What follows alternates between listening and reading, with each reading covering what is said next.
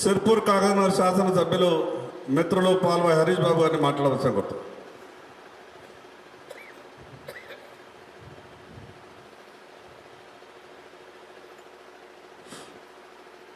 అందరికీ నమస్కారం.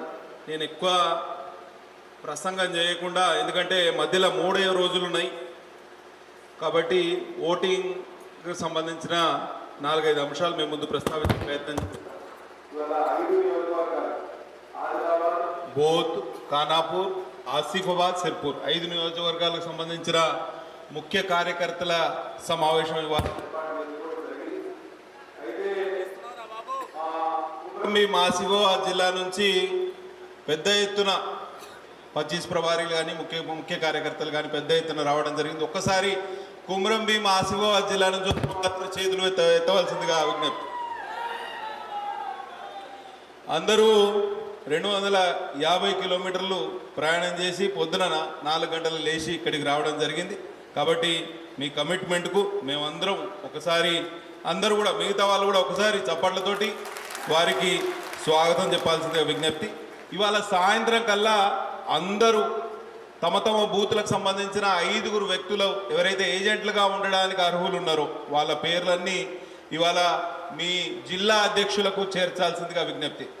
5 ఒకరిని పోలింగ్ ఏజెంట్, ఒకరిని రిలీవర్, ఇంకా 3 స్టాండ్ బై, అవసరం ఉంటే వాళ్ళని కూడా వాడుకునే ఏర్పాటు కూడా చేస్తాం. కాబట్టి బూత్కు 5 ఎవరైతే పోలింగ్ ఏజెంట్లుగా ఉండే అర్హత కలిగిన వాళ్ళు మనం ఎవరైతే సెలెక్ట్ చేసినామో వాళ్ళను తప్పకుండా ఐడెంటిఫై చేసి ఒక కాగితం మీద రాసి మన జిల్లా అధ్యక్షునికి ఇవ్వవలసిందిగా విజ్ఞప్తి.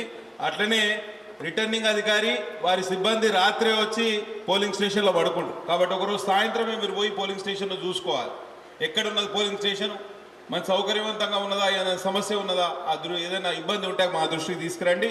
అట్లనే పోలింగ్ ఏజెంట్ల నియామక ఫామ్లు, దాంతోపాటు మొత్తం పోలింగ్ కిట్ కూడా మేము తయారు చేస్తున్నాం. 25వ తారీఖు మీకు పోలింగ్ కిట్ కూడా, అంటే దాంట్లో ఓటర్ లిస్ట్ ఉంటుంది, చిత్తు కాగితాలు ఉంటాయి, పెన్నులు ఉంటాయి, దాంతోపాటు ఓటర్ స్లిప్లు ఉంటాయి. దానికి సంబంధించిన సరంజామా మొత్తం ఒక కిట్ లాగా ఏర్పాటు చేసి 25వ తారీఖు ఎక్కడికెక్కడ నియోజకవర్గ స్థాయిలో మనకు వర్క్షాప్లు ఉంటాయి. కాబట్టి వాటిలో మీకు పోలింగ్ కిట్లు కూడా ఇచ్చే ఏర్పాటు కూడా చేస్తాం. పోలింగు గతంలో జరిగిన అసెంబ్లీ, పార్లమెంటు 8 గంటలకు స్టార్ట్ అవుతుంది. కాబట్టి 1 గంట ముందే పోలింగ్ ఏజెంట్లు చేరుకోవాలి. 7 గంటలకల్లా పోలింగ్ స్టేషన్లో మన ఏజెంట్లు ఉండాలి.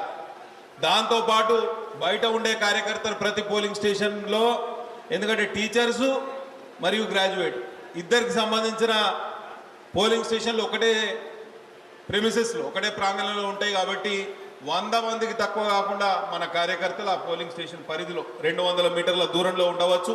అక్కడ ఒక టెంటు, కుర్చీలు వేసుకొని వాళ్ళందరినీ అక్కడ సమాయత్తపరిచి వాళ్ళకు భోజన ఏర్పాట్లు, టిఫిన్ ఏర్పాట్లు కూడా మన వాళ్ళు చేస్తారు. కాబట్టి అందరూ తప్పకుండా ఆ విధంగా ఆ పోలింగ్ స్టేషన్కు దగ్గరగా అందరూ ఉండాలి. ఒక వాతావరణం కూడా తయారవుతుంది, జనరల్ వాతావరణం, సాధారణంగా వాతావరణం కూడా తయారవుతుంది. పోలింగ్ ఏజెంట్లు బ్యాలెట్ బాక్స్ సీరియల్ నెంబర్ కూడా రాసుకోవాలి. తర్వాత పోలింగు సాయంత్రం 4 గంటలకు ముగుస్తుంది. కాబట్టి ఏదన్నా అవాంఛనీయ సంఘటనలు ఉంటే మా దృష్టికి కానివ్వండి, జిల్లా అధ్యక్షుల దృష్టికి కానీ తీసుకొని రావాల్సిందిగా విజ్ఞప్తి. ఓటింగ్ కూడా చాలా ఇంపార్టెంట్. మన అభ్యర్థులకు మీరు ఈ 2-3 రోజులు చేయాల్సింది కేవలం బ్యాలెట్ పేపర్ పట్టుకొని ఇల్లు తిరిగి, ఇంకా 2 రోజులు మనకు సమయం ఉన్నది. కాబట్టి ఇది చాలా ఇంపార్టెంట్. ఎందుకంటే ఎమ్మెల్సీ ఎన్నికల్లో చాలా వరకు చెల్లని ఓట్లు పోతాయి. చెల్లని ఓట్లను అరికట్టాలంటే దీని మీద మీకు పూర్తి స్థాయి అవగాహన ఉండాలి.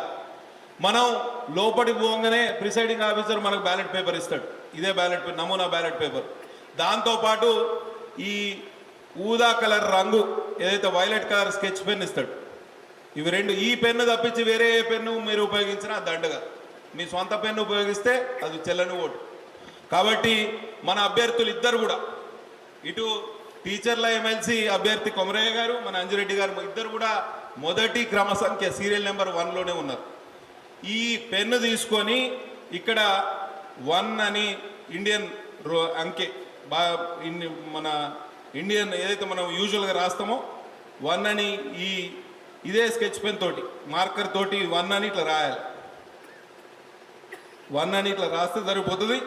మీరు ఇక దీంట్లో వేరే ఏమన్నా దిద్దినా కానీ వేరే ఏమన్నా రాసినా కానీ ఇది చెల్లని ఓటు. కాబట్టి చాలామంది ప్రాబ్లం ఏం చేస్తారో నేను చెప్తా మీకు. ఇప్పుడు చాలామంది తెలుసో తెలియకనో ఇట్లా టిక్కు పెడతారు.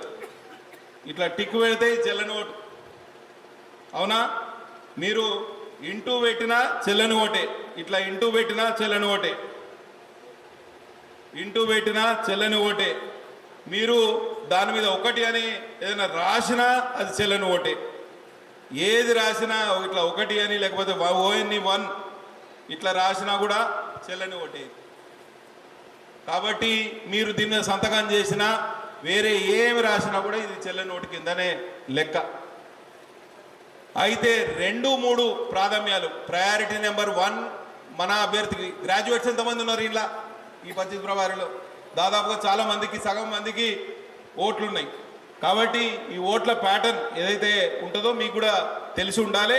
కాబట్టి ఈ సెకండ్ మీరందరూ ఇట్లా మన పార్టీ కార్యకర్తలు, మీరు వేరే వాళ్ళకు ఓట్లు వేయాల్సిన అవసరమే లేదు.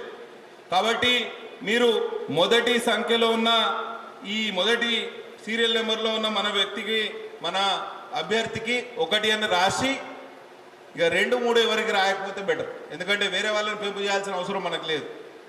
న్యూట్రల్ ఓటర్సు లేకపోతే వేరే పార్టీకి చెందిన వాళ్ళు 1, 2, 3 రాసుకోవచ్చు. కానీ మనం మాత్రం మళ్ళీ 2, 3 వేసి వేరే అభ్యర్థులకు లాభం చేకూర్చే ఏర్పాటు చేయకండి. కాబట్టి ఎక్కడైతే మొదటి క్రమ సంఖ్యలో మనకు ఓట్లు రావు, అంటే మన వాళ్ళు కాదు, ఫర్ ఎగ్జాంపుల్ మనకు ఓట్లు వేయరు, కాంగ్రెస్కి ఓటేస్తారు అనుకున్న వాళ్ళు, వాళ్ళను 2వ ప్రాధాన్యత ఓటు మనం అడగాలి. మన వాళ్ళందరితోటి 1వ ప్రాధాన్యత ఓటు వేయించి వేరే మనకు రాని ఓటు ఏదైనా ఉంటుందనే నమ్మకం ఉంటే 2వ ప్రాధాన్యత ఓటు మనం వేయించాలి. ఇది మాత్రం మీ ముందు నేను ప్రస్తావించే అంశం. మంచి వాతావరణం, తప్పకుండా ఈ 3 సీట్లు గెలుస్తాం. ఉత్తర తెలంగాణలో చాలా బలంగా పార్టీ గాలి వీస్తోంది. కాంగ్రెస్ ప్రభుత్వం మీద తీవ్రమైన వ్యతిరేకత. దీన్ని ఓడిసిపట్టుకోవడానికి ఈ ఎమ్మెల్సీ ఎన్నికలు మనకు చాలా క్రియాశీలకం. కాబట్టి అందరు కీలకం కూడా.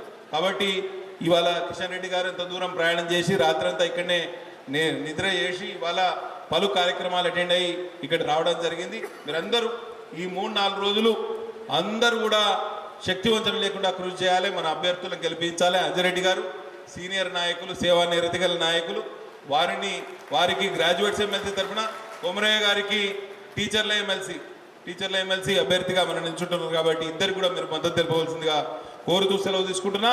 బోలో భారత్ మాతా కీ.